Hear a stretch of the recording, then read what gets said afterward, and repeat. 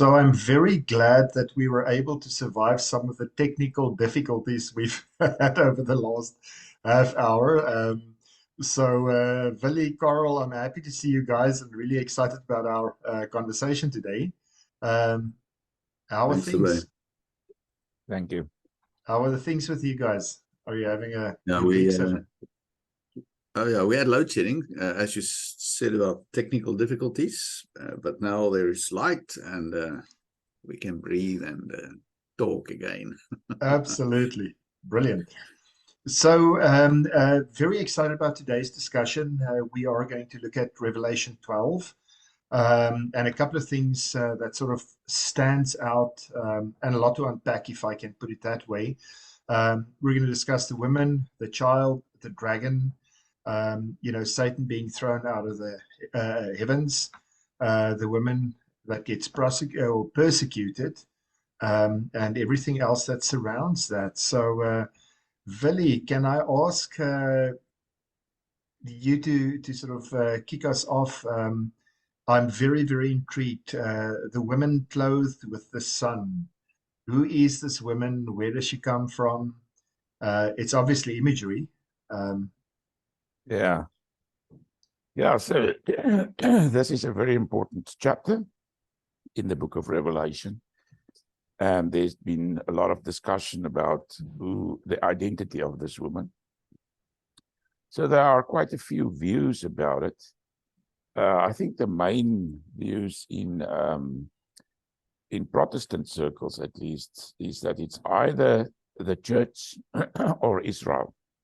In Catholic circles, I would see it that I think a dominant view is probably Maria.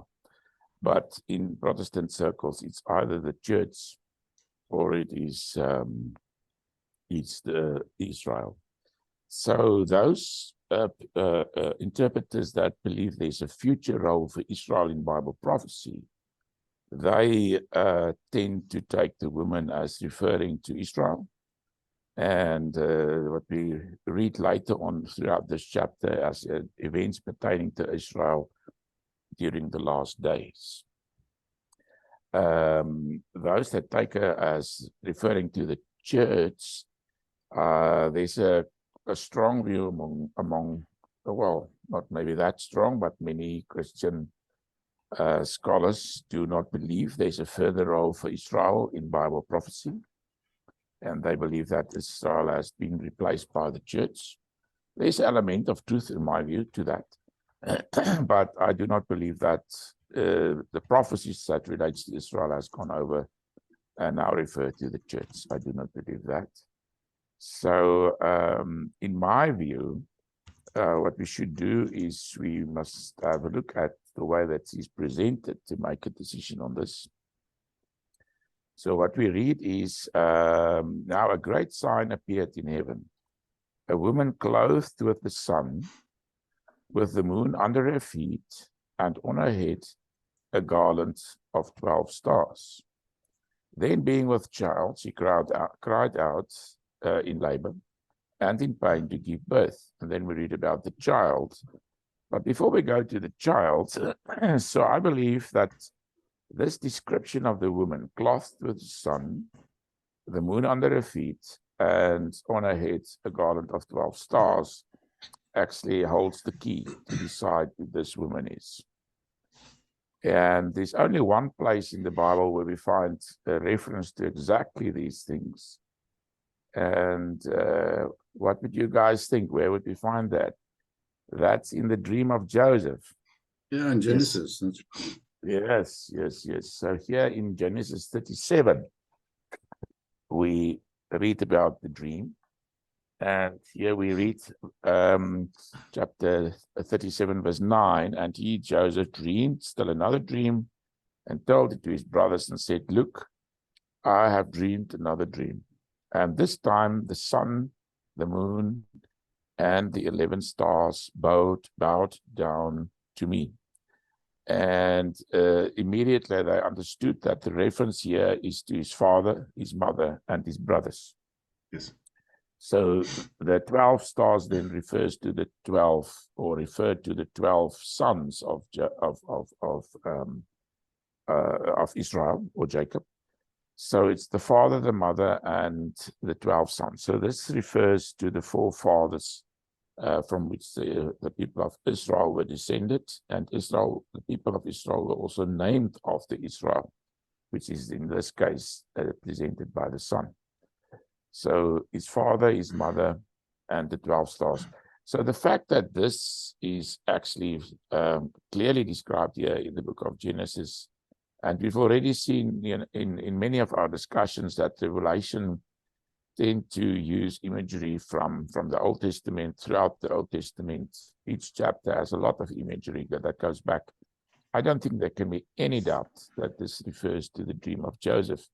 And once we see that, it seems to me quite straightforward that the woman refers then to Israel, the people of Israel.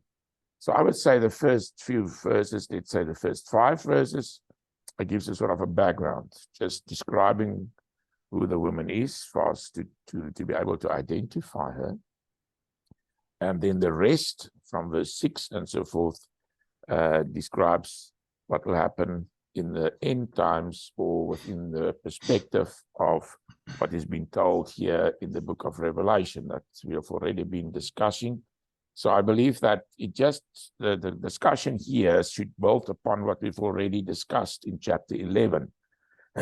For example, the exact same period are being referred to. 1,260 days are mentioned in verse 6, 12 verse 6, Revelation 12 verse 6.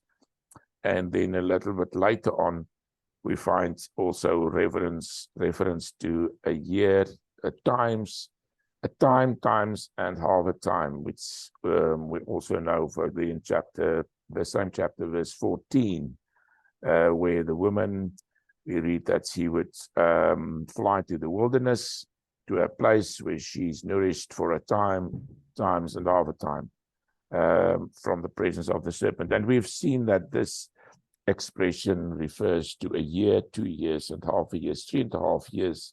Yeah. The 1,260 days is exactly the same. When we take 30 days in the month and a prophetic year being 360 years, then we find exactly also 42 months. It's also been mentioned in chapter 11. So the fact that the exact same numbers are being referenced tells me that we're talking about the same events that's been discussed in chapter 11 is being continued in this chapter. I don't know what you guys think. Do you agree, Carel? Excuse me, sorry. I say, do you agree? Yeah, I agree. The identity of this woman is, as you have mentioned, it's quite a well-debated topic. But I do agree with you that this woman, if we can just go a little further back, this is indeed a very important chapter in the book of Revelation. It occurs in heaven. It says the sign appeared in heaven. For me, as I read the chapter again today, it was almost like God wanted to show John something on the big screen in heaven to give him a good understanding of what was happening. And so this is almost like a summary of salvation history, of God's whole plan unfolding. So the identity of this woman, Willie, as you have mentioned, clothed with the sun and moon under her feet, the crown of 12 stars, has got a very strong correlation to Joseph's dream. But if you read a little bit further on, when this child was born, in verse 5, she gave birth to a male child, one who is to rule all the nations with a rod of iron. But a child was caught up to God and to his throne. That clearly points to the Messiah. Yeah, those messianic passages that sort of... Yes, it's linked to Yeah, to no, I Psalm agree with you. 2 verse 9, for instance, and he was taken up to heaven. It also links to his his ascension. So if this woman bore the messianic child, it is another clear proof that we are talking about Israel here. And obviously, as you've also mentioned, some people, unfortunately, don't believe in the many prophecies, unfulfilled prophecies of Israel, which we still find in the Bible. But if you read the Bible carefully and you see that there are many unfulfilled prophecies of Israel, then clearly this fits nicely in God's plan with Israel. So yeah, I do agree that this woman is indeed the people of God. It is Israel. Yeah, so I agree with you. The child, in my view, does refer to Jesus, and especially the reference to the rod of iron. Mm-hmm. This is also referred to or mentioned with regard to Jesus Christ in two places in Revelation. You've already mentioned the one in chapter 2, and then also in chapter 19. Here we read how Jesus Christ riding on a white horse into battle. It seems that this is a depiction of the great battle of Armageddon, and the armies clothed in fine linen, white and clean, followed him on white horses, and out of his mouth goes a sharp sword, and that with it he should strike the nations, and he himself will rule them with a rod of iron. So here we have the reference to a rod of iron. So I believe, and then as you have mentioned, the fact that he was taken to heaven, caught up to God and his throne, I think it's just a way to refer to the ascension of Jesus going to heaven. Yes. And Jesus did, in fact, as the Messiah came forth from the people of Israel. So I agree with you. All these things, I think, point to the fact that the woman here is Israel, the people of Israel.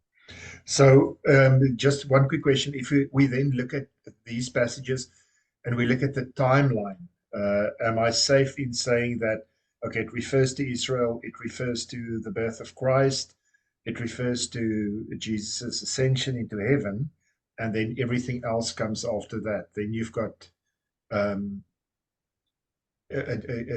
so it's not what I want to say is, if you look at Revelation, this is not a post the birth of Christ type of scenario. This is going back, explaining the timeline, and then it goes into, the current. Yeah, so chapter 12, verse 1 to 5, I believe this just gives background wants to identify the woman.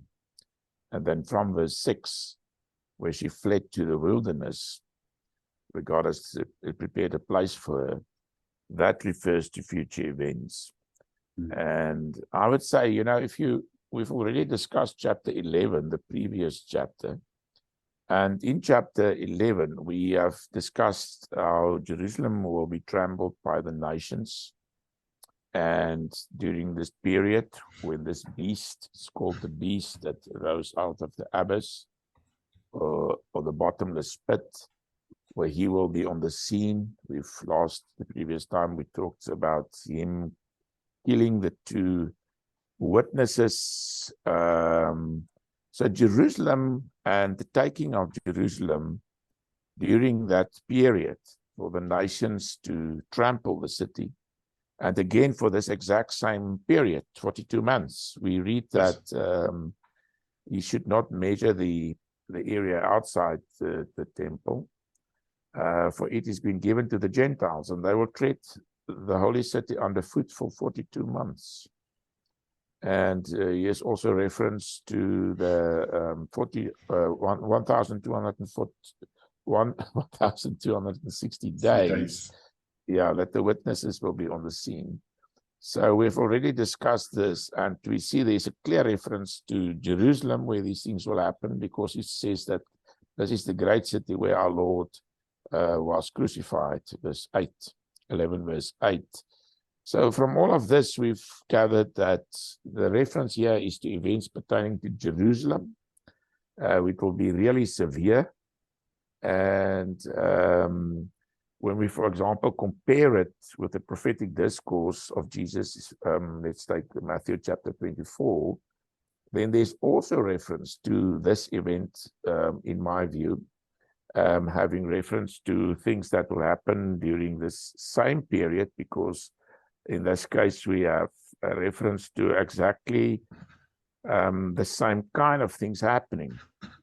And we've already discussed these things in quite a lot of detail, but we've seen Matthew chapter 24, verse 15, where we read, therefore, when you see the abomination of desolation spoken of by Daniel the prophet. Now, we've discussed it the previous time, standing in a holy place in the temple, then let those who are in Judea flee to the mountains. And we read that in that period there will be a great tribulation, and we've seen verse 21. And there will be a great tribulation, such as has not been since the beginning of the world until this time, no, nor ever shall be. And although the Great Tribulation is usually viewed in terms of the church that's been persecuted, and we'll discuss this next time when we discuss the beast in more detail and what he will do and his persecution of the church. In this case, we do find that the woman that flees and that's in great difficult times, and the dragon, which is also called the Satan, that tries to destroy her, seems to have reference to Jerusalem and to the people of Israel living in Jerusalem during that period, when this what is called the abomination of desolation, when this will be on the scene. I can also mention in terms of Israel that we find very similar things being referred to in Daniel chapter 12. We've also discussed the book of Daniel and references to, for example, the abomination of desolation in the book of Daniel in the same period, reference to a time, times, and half a time, also here in Daniel chapter 12. And in this case, we do read here, verse 1, and at that time shall Michael stand up, the great prince who standeth for the children of thy people, which is Israel. And there shall be a time of trouble, as it's usually called the time of Jacob's trouble. So it will be a period of great trouble for the people of Israel. So it's definitely consistent with what we're discussing at the moment, that the woman refers to Israel that will, during that period, flee into the desert, where she will find refuge. And then what we read here, what is quite interesting also, is that it will be such a difficult time.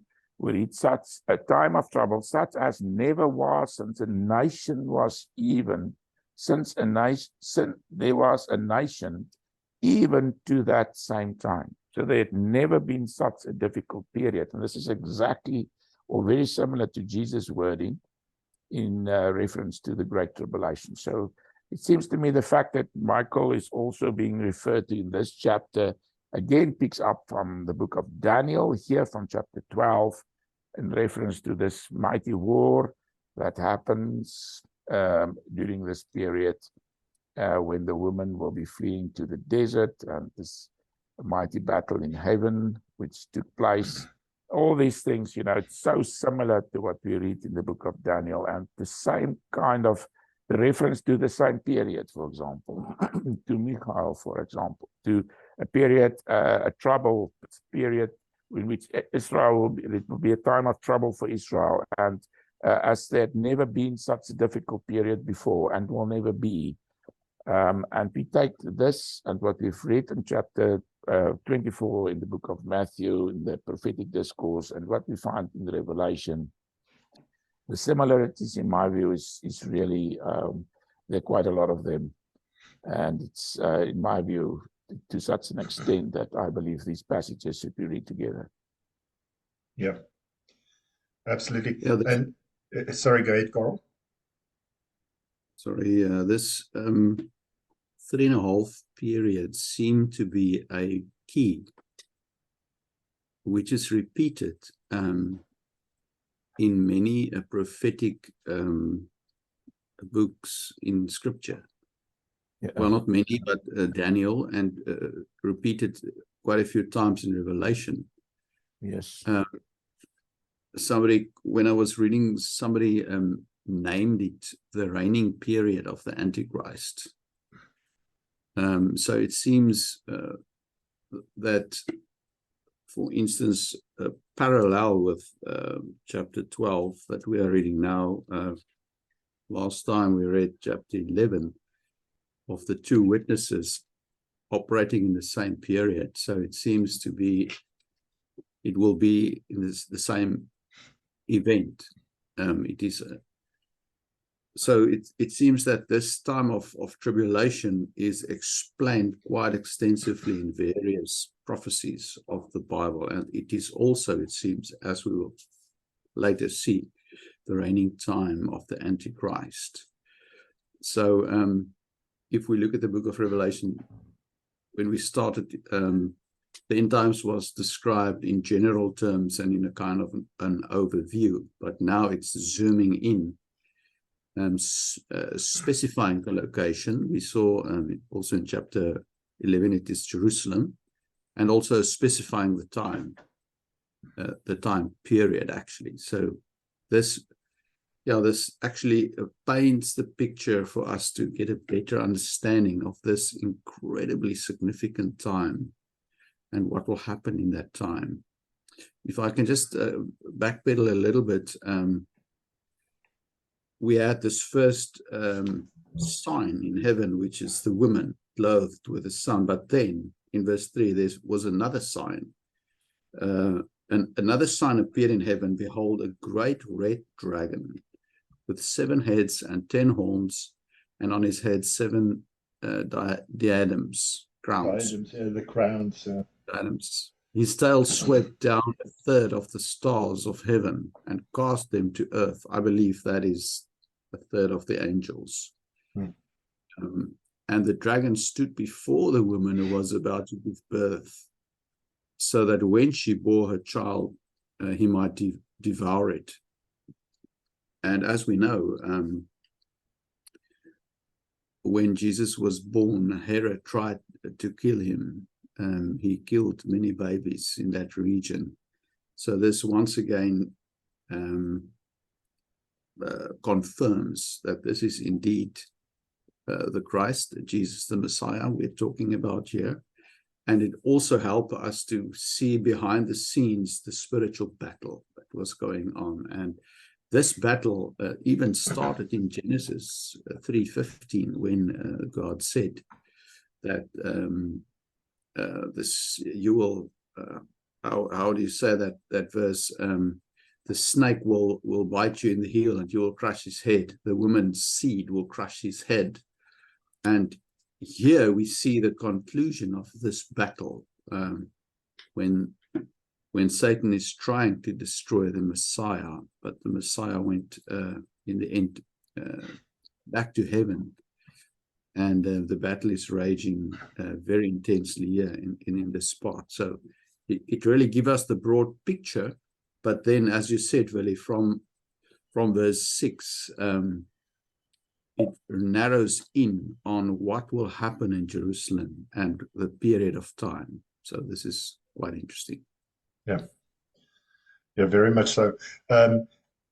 Just one question from my side, and I know people will ask this as well. So, Carel, you did refer to his tail drawing 1/3 of the stars from heaven. So if you look at chapter 7 or verse 7, and a war broke out in heaven. So that's post the stars of heaven that fell to earth, and I'm assuming that's because Satan's currently still in heaven, acting as the accuser, but he will be cast out. So there will be a war in heaven. He'll be cast out. And then in verse 12, it says, therefore rejoice, O heavens, and you dwell in them. Woe to the inhabitants of the earth, and the seal for the devil has come down to you, having great wrath. Do you agree with that? Yeah, that's actually a very good question that I gave some thought, but I do not have a clear answer on it. We all know about this battle, and we know that Satan was thrown out of heaven with his angels, but the question is when? Yeah, Did or that is really he? happen? Yeah, because Will it there's some still people. happen in the future? Yeah, because So, Willie, maybe yeah. light on that one. Sorry, Lebay. No. When do you think, Willie, was Satan cast out of heaven with his angels, or is it still to come? Yeah, so in this passage, I think, in my view, what we read here in the beginning, you have already read it and mentioned it. His tail drew, that's the great red dragon, his tail drew a third of the stars of heaven and threw them to the earth. I believe this refers to the fall. So this is an event that's very early. I agree. Yeah, so this is a background regarding the dragon, or which is later called Satan. So this refers that's an ancient event that refers to the fall when Satan with these angels actually rebelled against God. So this is that's kind of background. But the great war that broke out in heaven, and Michael and his angels, when they fought against the dragon, and the dragon and his angels fought, but they did not prevail, nor was a place found for them in heaven any longer. So the great dragon was cast out, that serpent of old, called the devil and Satan, who deceives the whole world. He was cast out to the earth, and his angels were cast out with him.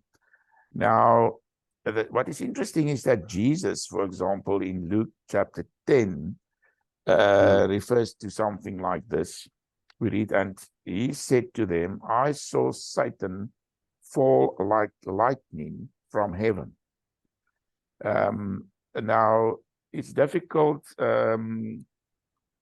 Different interpreters has understood this passage very differently. Some would think it probably refers to Jesus' victory on the cross, or with his resurrection, at least, that Satan was at that stage thrown out of heaven. In my view, is when Jesus said, I saw Satan fall like lightning from heaven, I do not necessarily think that in the fact that it's in the past tense says that this is an event that has already happened. I think it could just as well be prophetic. I saw him fall from heaven in the sense that this is what will happen. So in this regard, and the fact that all these things that we read in this chapter is connected with this period when the woman will flee to the desert, where she will find a place prepared by God. A very difficult time. We read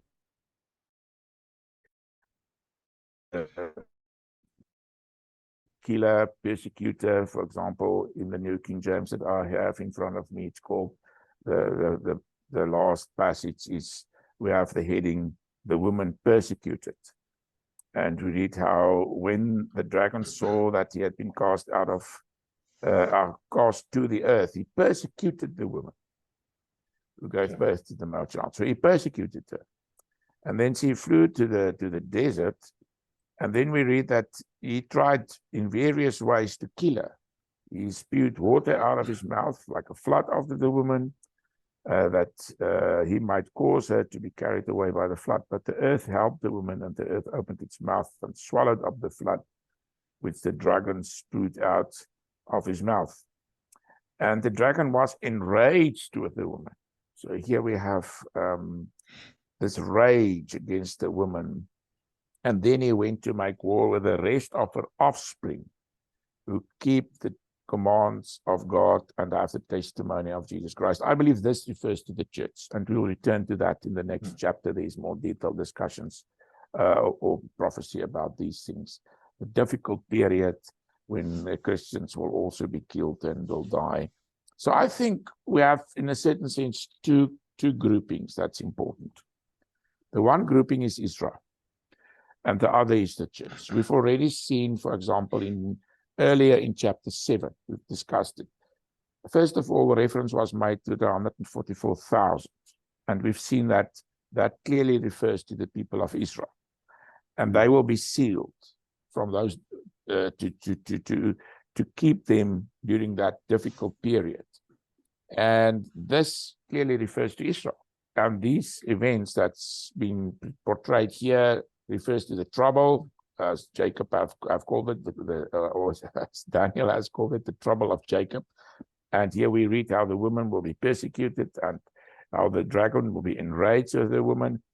But then on the other hand, when we come to the next chapter, next time, and discuss chapter 13, we see how the Christians will also be persecuted.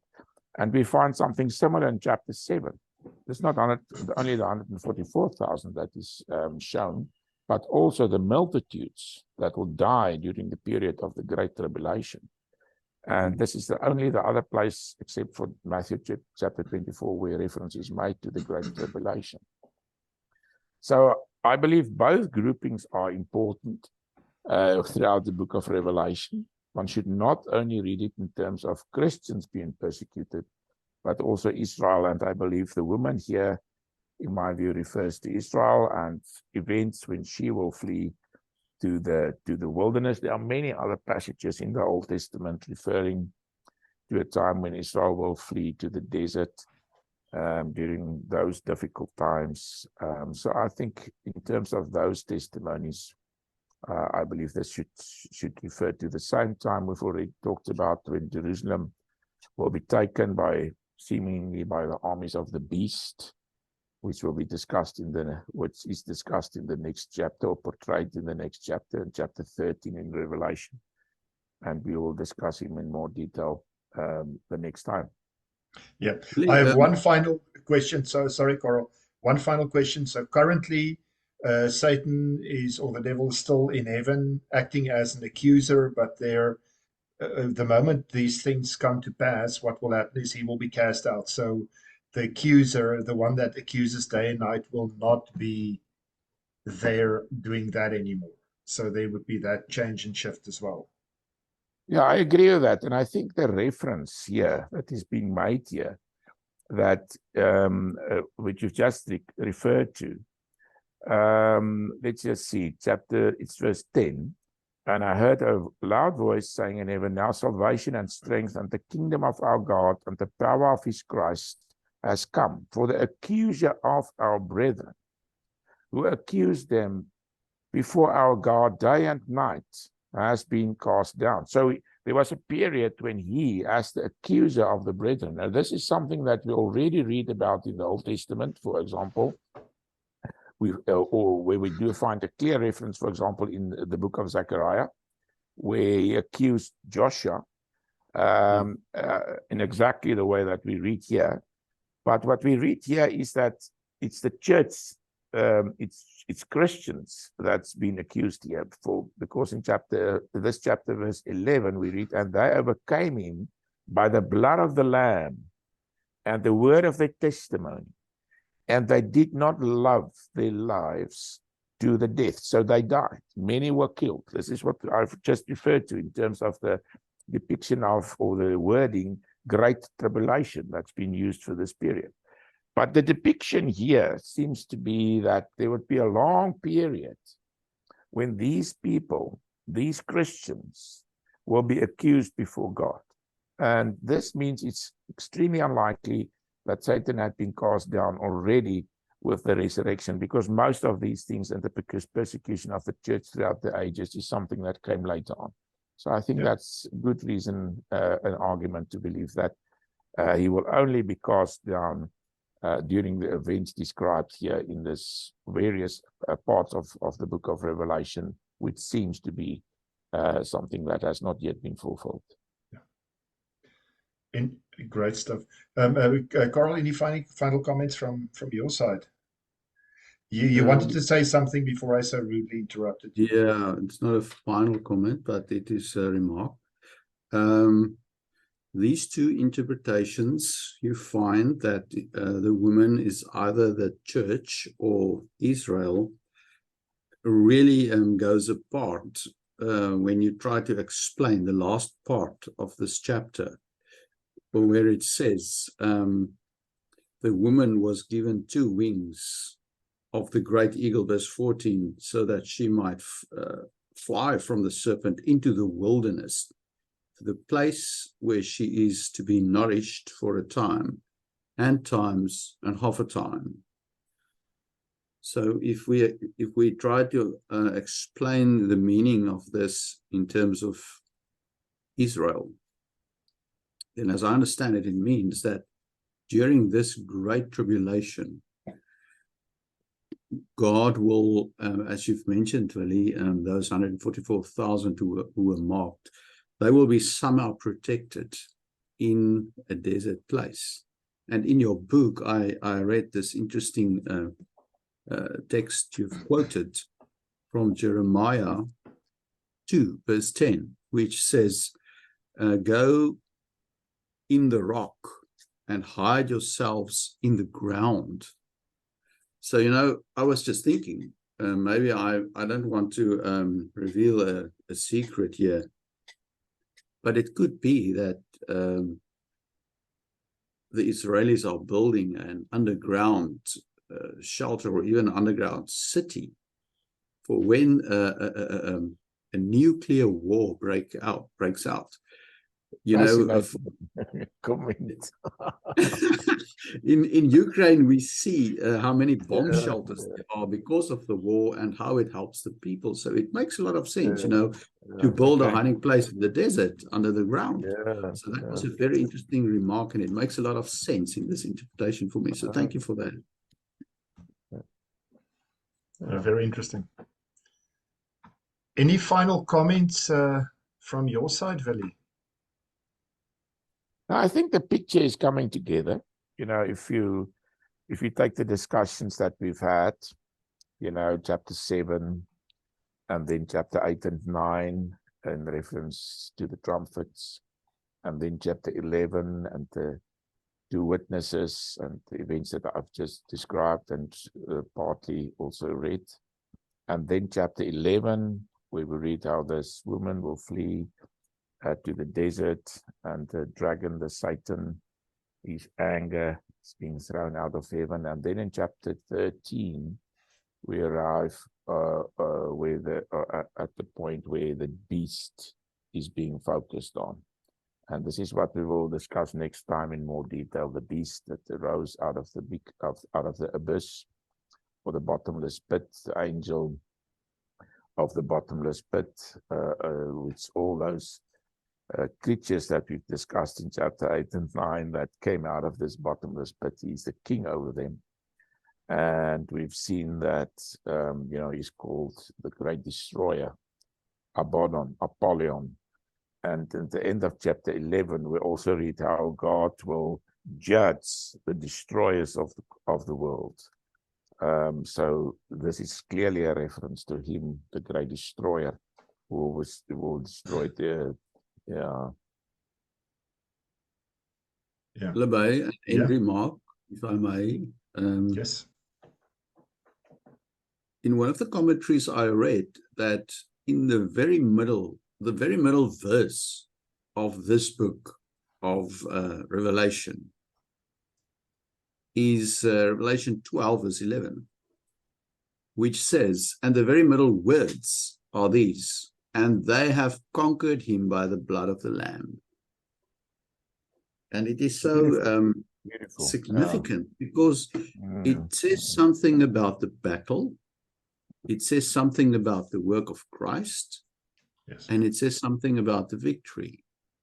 So this chapter 12 in Revelation is really an amazing, revealing chapter. Yeah. And this core verse is also so encouraging. They conquered him by the blood of the Lamb. Beautiful. Yeah. It's beautiful, absolutely amazing. And Yeah. they didn't love their lives until death. That's amazing. Yeah. Yes. Yeah, the whole Yeah. verse actually. Yeah. Yeah. Mm. Yeah. It's such a snapshot of, a very specific timeline, or that specifically time or specific timeline. But yeah, very, very good last point, Carel. Thanks. Well, thank you very much, guys. This was really, really interesting. And especially Carl's comment about the underground city as well. There is a 2,000-year-old underground city in Jerusalem, so they might just go back to their roots. Who knows? But yeah, I really appreciate your time, and I look forward to the next discussion. Thank you so much. Thank you very Thanks, much. Levi, for having us. Let's. For more information about the Bible GPS, please visit our website at thebiblegps.com. Please subscribe to our channel, share the video, like it, and leave us a comment. You can also support our ministry by donating. All the information is in our website. Thank you and God bless.